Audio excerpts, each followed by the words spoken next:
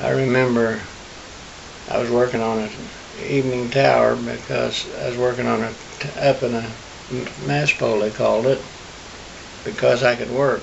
Nobody wanted to work up there. It's kind of dangerous, you know. And so I could get a job about any time I wanted it. So they generally met at the taverns or somewhere. And there's 3 on a crew, 4 of us all together. The boss and 3 of us, you know. And I'd work on that. And I remember one time my friend come out there Sunday afternoon just like this. And he said, "Dale, I got us both a job in Carmi. We got to go now or we won't get the job. We'll lose it." And I said, "Okay, let me get my clothes." I rolled up my clothes and they had a dog house, they called it, where my clothes were in. Went in and hung them up, and I rolled up my clothes. The boss said, "What's going on?"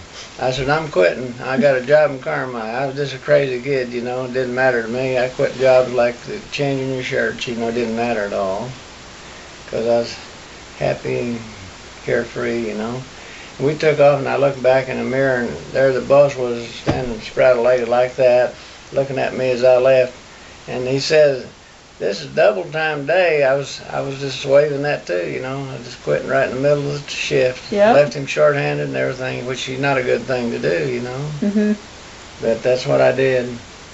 And we went to Carmine. I worked on a big old derrick on that one, that job. Bigger than anything I'd ever worked on, you know. Really high up there. They put on that thing on you, and that thing comes shooting up there, you know. And if you make a mistake, it just pull your arm off, you know, when it comes up through there.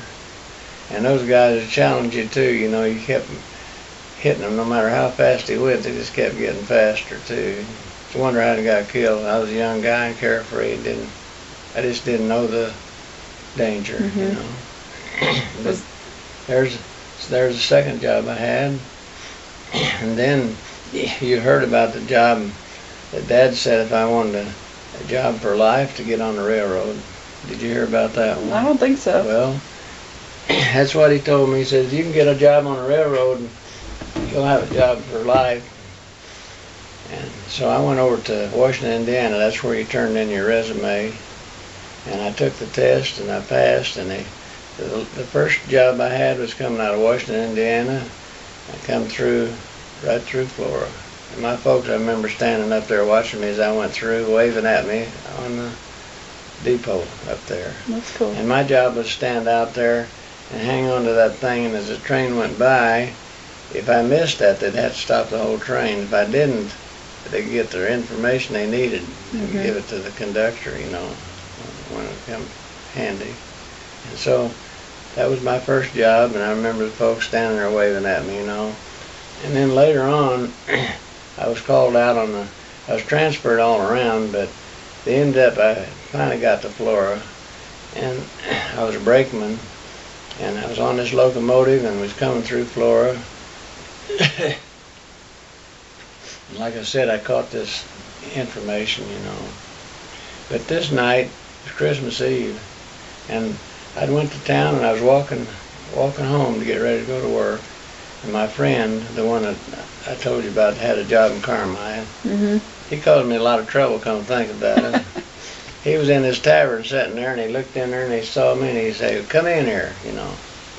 So I walked in there and I said, "Whoa, I got to go to work." He said, "Just have one drink, it's Christmas." I said, "Okay." So I drank one on him. So I thought, well, to be nice, I ought to buy him one. So I bought. Then the bartender come by and he said, "Drinks on the house Christmas Eve." That was 3. From then on, I didn't care for nothing. Didn't care about the train waiting on me or nothing.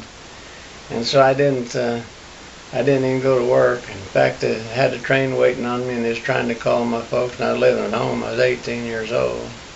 And Dad was out looking for me.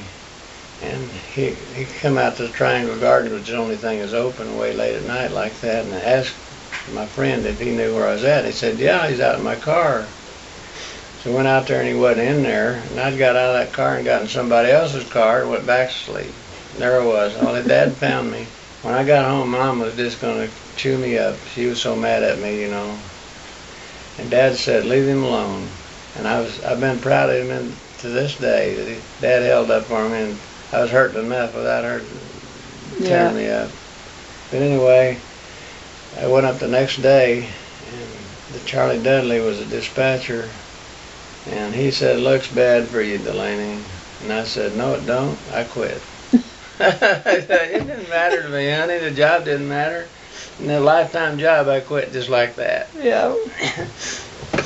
So I just quit that job, and I bought a truck, I think, after that. Branched out from one thing to another, got a job hauling lumber for the lumber yard in Florida. Went down to Atlanta, Texas, and I'd go down there and buy a truckload of lumber and bring it back, you know. Mhm. So that was the next job I had. But I kept track of that lifetime job on a railroad. Two guys went to work same time I did. Beck was her name, Jack, and Maynard. And they laid them off several years later, and never did hardly go back to work. So it was a good move on my part. I'd already done it, you know. Mhm. They'd been out of work all that time, you know. Yeah. So that worked out okay.